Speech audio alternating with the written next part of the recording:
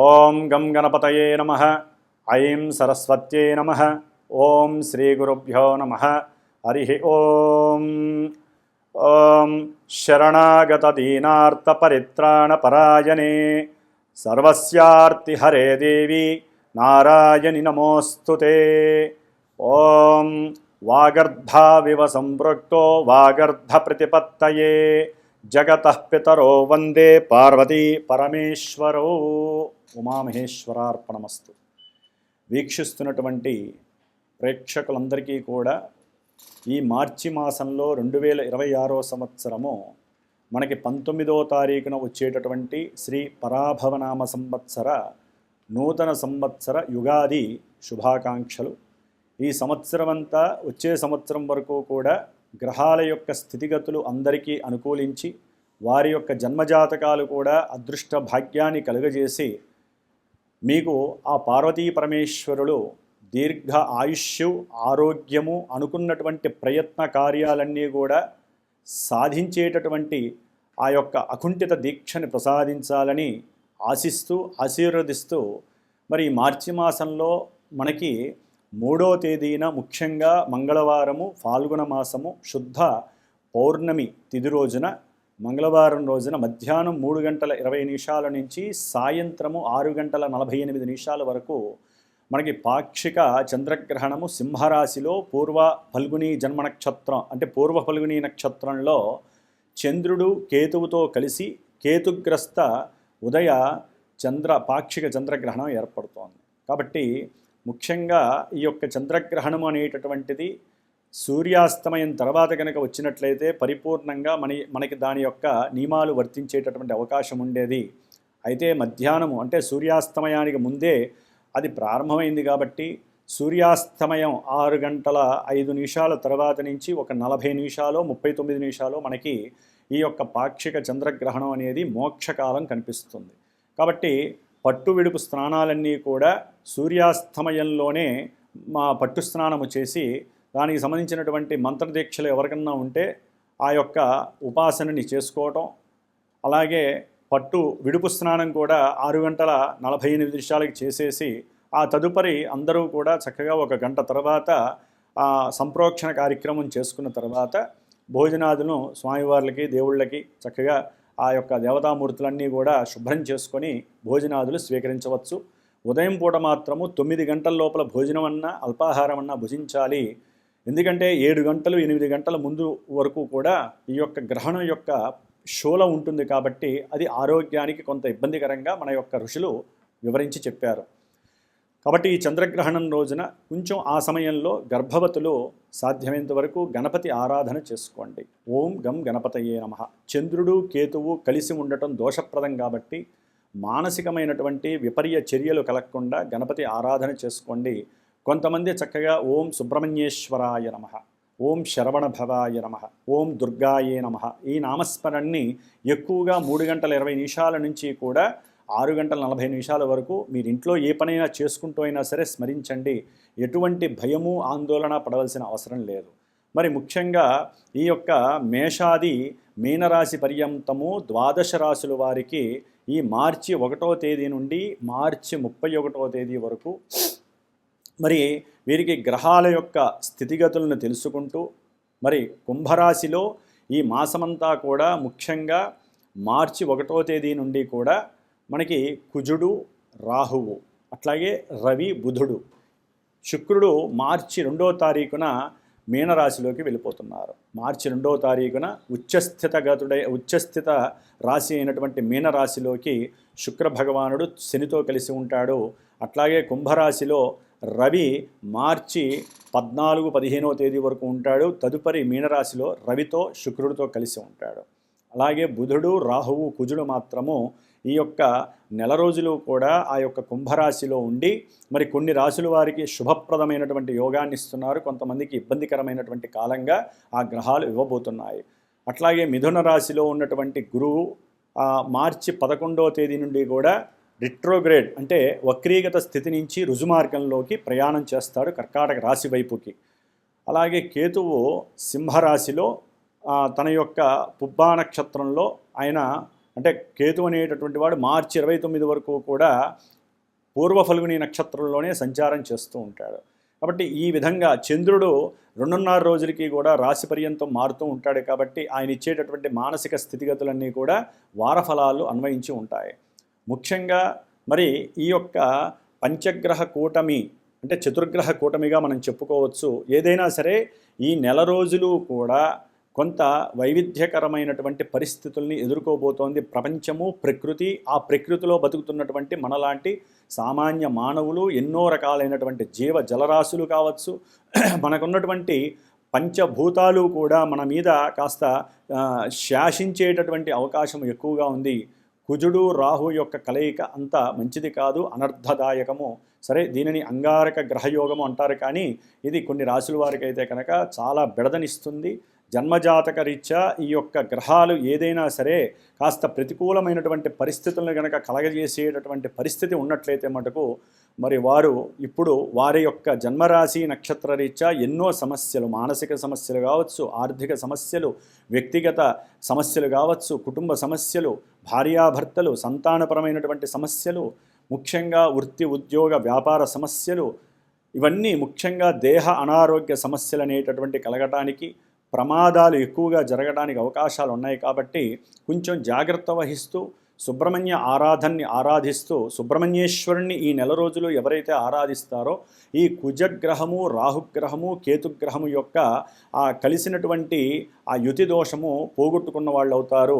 అలాగే మా యొక్క శ్రీమాత జ్యోతిషాలయ పీఠమునందు ఈ మార్చి 2వ తేదీ నుండి దాదాపుగా ఏప్రిల్ 3వ తేదీ వరకు కూడా 5వ తేదీ వరకు కూడా ఈ కుజరాహు కేతుగ్రహాల యొక్క స్థితి మంచిది కాదు. కాబట్టి ఆ సర్పదోష ప్రభావము జాతకాలలో ఎవరికైనా సరే కుజదోషము కానీ అట్లాగే రాహుకేతువుల యొక్క సర్పదోషము కానీ ఉండి వారికి సంతానం లేకపోయినా, ఒకవేళ సంతాన భాగ్యము కలిగినట్లుగా అనిపించి 1-4 సార్లు గర్భవిచ్ఛిన్న దోషాలు కలుగుతున్నా, సంతానము పుట్టి కూడా 1-4 సార్లు చనిపోతున్నా వారు కానివ్వండి, అట్లాగే అసలు సంతాన భాగ్యము లేదు అనుకున్నటువంటి వారు, ముఖ్యంగా భార్యాభర్తల మధ్య అనుకూలత సరిగ్గా లేక ప్రతికూలమైనటువంటి మనసుతో భావనలతో ఎప్పుడూ కూడా తగువులు ఆడుకునేటటువంటి వారు, వివాహము అవుతుంది అనుకొని పెండి మండపం దాకా వచ్చినప్పుడు కూడా పెండ్లిళ్ళు ఆగిపోయినటువంటి వారు, అట్లాగే ముఖ్యంగా ప్రమాదాలు ఎక్కువగా జరుగుతూ ఉన్నటువంటి వారు,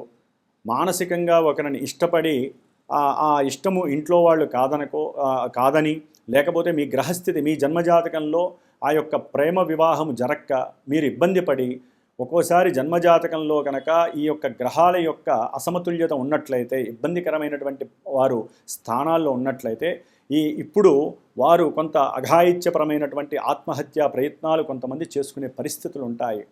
అందరూ కాదు, కొంతమంది మాత్రమే. అది కూడా జన్మజాతకంలో అన్వయించబడితేనే జరుగుతుంది. అది గుర్తుపెట్టుకోవాలి వినేవాళ్ళంతా కూడా. కాబట్టి ఎక్కువగా వాహన ప్రమాదాలు కావచ్చు. ఎందుకంటే ఈ యొక్క కాలచక్రం అనేటటువంటిది చాలా గొప్పది. అక్కడి నుంచి గ్రహాలన్నీ కూడా తమ యొక్క కిరణాలని భూమి మీద ఉన్న ప్రకృతి ద్వారా మన మీద ప్రయోగింపబడతాయి. కాబట్టి మన వంతుగా మనము జాగ్రత్తలు తీసుకుంటూ, మీ వంతుగా మీరు ఆ గ్రహాల యొక్క స్థుతుల్ని స్తోత్రాలను చదువుకుంటూ, కుజరాహుకేతువులకి అధిష్టాన దేవత అయినటువంటి మహానుభావుడు శ్రీ వల్లీ దేవసేన సమేత శ్రీ సుబ్రహ్మణ్యేశ్వర స్వామి వారి యొక్క అనుగ్రహాన్ని పొందుతూ మరి మా యొక్క పీఠమునందు ఈ యొక్క 33 రోజులు కూడా విశేషముగా ఎవరైతే సంకల్పించి వారి యొక్క గోత్రము, పేరు, జన్మ నక్షత్రము, రాశి నాకు ఇస్తారో, వారి యొక్క కోరిక ఏదైనా ఉంటే నాకు తెలియజేస్తారో, లేకపోతే వారికి ఏదైనా ఇబ్బందులు, కోర్టు సమస్యలు కావచ్చు, గృహపరమైనటువంటి గృహ నిర్మాణపరమైనటువంటి ఇబ్బందులు కావచ్చు, ఇందాకే చెప్పినటువంటి ఏ సమస్యలు ఉన్నా సరే అవి వారికి తొలగిపోయి అభీష్టాలు నెరవేరటానికి ప్రతినిత్యము పీఠమునందు నేను స్వామివారికి విశేషముగా కేతువుకు సంబంధించిన దోషపరిహారార్థము గణపతి అధర్వణ సూక్త పారాయణని, అలాగే దుర్గాదేవికి అంటే రాహుగ్రహ దోషపరిహారార్థమై దుర్గాదేవికి సూక్త పారాయణని, కుజగ్రహ దోషపరిహారార్థమై సర్పసూక్త పారాయణని కూడా నిత్యము ఆ జపపారాయణ చేస్తూ ఆ కుజరాహు కేతుగ్రహాలకి పూర్తిగా సంఖ్య ప్రకారము వేదోక్త మంత్రములతో ఆ యొక్క జపాన్ని ఆచరిస్తూ మార్చి 18వ తేదీన అమావాస్య రోజున ఆ దోష నివృత్తి కోసమై నవగ్రహ నక్షత్ర మృత్యుంజయ సహిత గణపతి, దుర్గా, అట్లాగే మన్యు సూక్త సహితముగా విశేషించి సర్పసూక్త హోమంతో పాటుగా సుబ్రహ్మణ్యేశ్వర పాశుపత రుద్రహోమం అనేది నేను చేస్తున్నాను. కాబట్టి ఎవరైనా ఉత్సాహముగా ఉండి జాతకంలో దోషాలు వాటిని నివృత్తి చేసుకోవటానికి మీ వంతు ప్రయత్నంగా మీరు ఎవరైనా సరే మనసులో సంకల్పిస్తే మా యొక్క పీఠానికి ఫోన్ చేసి మీరు కూడా ఆ యొక్క బుకింగ్ అనేటటువంటిది చేసుకోండి. ఇది అందరికీ కూడా అనుకూలంగా ఉండేటటువంటి పరిస్థితికి దగ్గరగా ఉండేటట్టుగా ఏర్పాటు చేశాను. అవకాశం ఉన్నవాళ్ళు దూరంలో ఉన్నా దగ్గరలో ఉన్నా యద్భావం తద్భవతి. ఒక గురువుని నమ్మాలి, దైవాన్ని నమ్మాలి. మిమ్మల్ని మీరు నమ్ముకొని మీ జాతకంలో ఉన్నటువంటి గ్రహస్థితుల్ని చక్కగా సమన్వయం చేసుకోవడానికి ఇది సరైన సమయము. మీరు విడిగా జాతకరీత్యా చేయించుకోవాలన్నా ఇలాంటి కార్యక్రమాలు చేయాలన్నా చాలా విశేషమైనటువంటి ధనము ఖర్చుగా అవుతుంది. కాబట్టి ఇది పీఠం తరపున నేను సామూహికంగా చేస్తున్నాను కాబట్టి దీని యొక్క ఫలితం కూడా చాలా అధికంగా వస్తుందని నమ్మి మీరు కూడా ఈ యొక్క కార్యక్రమంలో పార్టిసిపేట్ చేయగలరు. మరి మేషాది మీనరాశి పర్యంతము ఏ రాశుల వారికి ఈ యొక్క గ్రహస్థితి ఏ విధమైన అనుకూలాలని ప్రతికూలాలని ఇస్తుందో తెలుసుకుందాం. ఓం శరవణ భవాయ నమః. మిథున రాశి. మిథున రాశి వారికి ఈ మార్చి 1వ తేదీ నుండి 31వ తేదీ వరకు కూడా మరి వీరికి భాగ్యస్థానమైనటువంటి కుంభరాశిలో రవి, బుధ, కుజ, రాహుగ్రహాల యొక్క యుతి అనేటటువంటిది మహాదోషప్రదము. అలాగే మార్చి 3వ తేదీన వీరికి చంద్రుడు కేతువుతో కలవటం అనేటటువంటిది కొంత వీరికి అనుకున్నటువంటి కార్యక్రమాలలో అంటే సంకల్పిత పనులు ఏవైతే ఉంటాయో వాటిల్లో కాస్త లాభసిద్ధి కలగడానికి అవకాశం ఉంటుంది. ఈ యొక్క చంద్రగ్రహణము వలన వీరికి కొంత అనుకూలమైనటువంటి ప్రభావం కలగడానికి అవకాశం ఉంటుంది మిథున రాశి వారికి. మరి దశమంలో ఉన్నటువంటి శని భగవానుడు ఉద్యోగ వ్యవస్థని కాస్త అదుపు తప్పేటటువంటి పరిస్థితిని, ఉన్నటువంటి కీర్తి ప్రతిష్టల విషయంలో గౌరవ మర్యాదలు వీరు చేసేటటువంటి పారిశ్రామికవేత్తలు కావచ్చు, రాజకీయ నాయకులు కావచ్చు, లేకపోతే గవర్నమెంట్ జాబ్స్లో ఎవరైతే లేబర్తో ఎక్కువగా అనుసంధానం ఉంటారో ఆ లేబర్ పనులు చేయించేటటువంటి ఒక పెద్ద ఆఫీసర్స్ కావచ్చు, వారికి ఆకస్మికంగా వారి యొక్క ఉద్యోగ స్థితిగతుల్లో కొన్ని ఇబ్బందులు కలిగి ఉద్యోగం అనేటటువంటిది కూడా పోయే సందర్భం కనబడుతోంది. దాని ద్వారా వీరికి ఉన్నటువంటి ఆర్థిక అసమానతలు ఎక్కువ అవుతాయి. ఆర్థికంగా వీరు కొన్ని అప్పులు చేసి ఏదైతే గృహ నిర్మాణాదులు చేస్తూ ఉంటారో, ఆల్రెడీ చేసి ఉన్నారో, వారికి భాగ్యహీనత వలన భాగ్యస్థానంలో కుజరాహు బుధ రవిగ్రహాల వలన కొన్ని ఇబ్బందులు కలిగే అవకాశం ఉంటుంది. ముఖ్యంగా మార్చి 14 వరకు కూడా రవి 9వ స్థానంలో ఉండటము తండ్రి యొక్క ఆరోగ్యానికి అంత మంచిది కాదు. అట్లాగే చేసేటటువంటి ఉద్యోగాదుల్లో కొంతమందికి జన్మతః గనక జాతకంలో ప్రతికూలమైనటువంటి దశలు కానీ అంతర్దశలు కానీ నడుస్తూ ఉన్నట్లయితే, అట్లాగే జాతకంలో వీరు పుట్టిన సమయానికి లగ్నాతు ఈ సూర్యుడు గనక ప్రతికూలమైనటువంటి భావాలకి ఆధిపత్యం పట్టుంటే వీరు గవర్నమెంట్ జాబ్ హోల్డర్స్ అయినా మామూలు జాబ్స్ వాళ్ళైనా సరే జాబ్స్ పోయే పరిస్థితులు అధికంగా ఉన్నాయి. ఒకవేళ జాబ్స్ పోయినా వీరి మీద లేనిపోని ధన అభాండాలు వేసే పరిస్థితులు అయితే అధికంగా ఉన్నాయి. ప్రయాణాల యందు కూడా కొన్ని జాగ్రత్తలు చేపట్టాల్సిన అవసరం ఉంటుంది.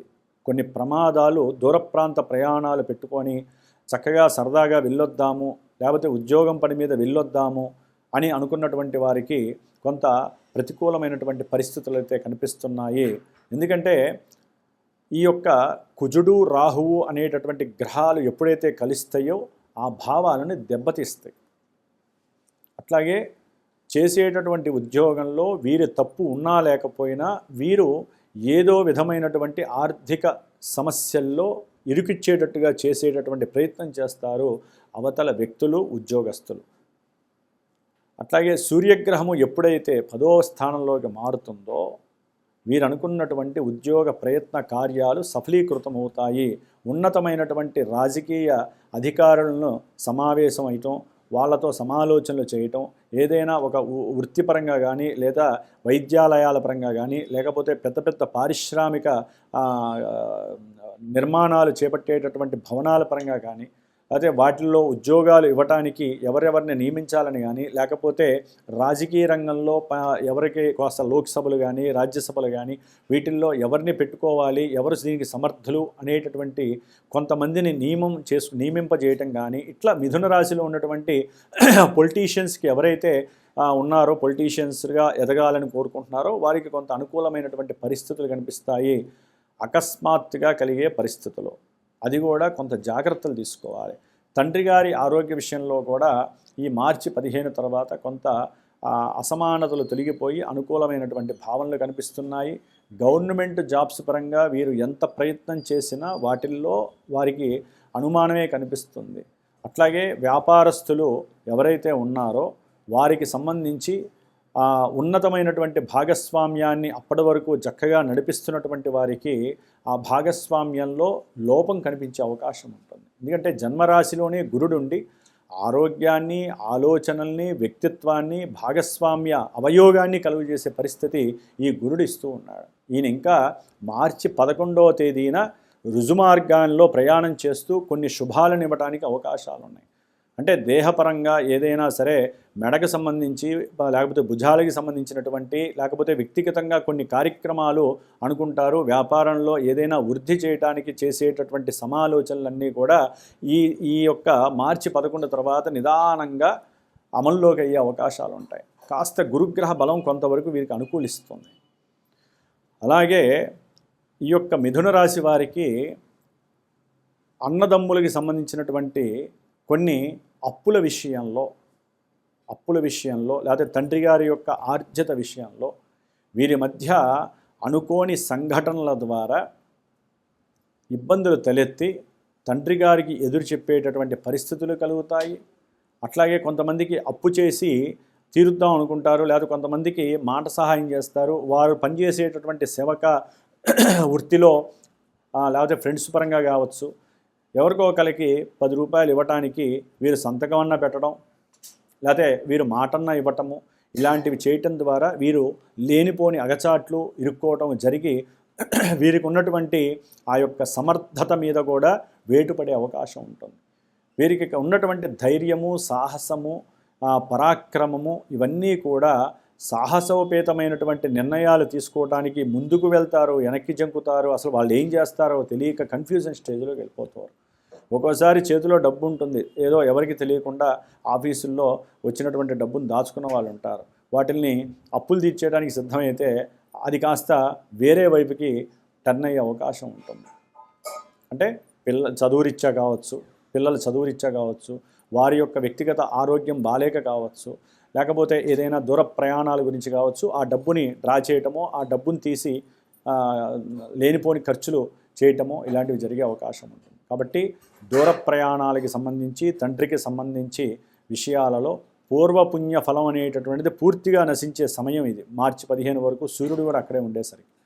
కాబట్టి కుజరాహు కేతువుల యొక్క సంబంధము వీరికి కాస్త ముచ్చెమటలు పట్టించేటటువంటి పరిస్థితి కలుగుతోంది. కాబట్టి లేనిపోని శత్రుత్వము కానీ, దుర్మార్గత్వం కానీ, రుణత్వం కానీ, లేకపోతే రోగబాధలు కానీ మిమ్మల్ని పీడించుకు తినేటటువంటి పరిస్థితులు ఉంటాయి.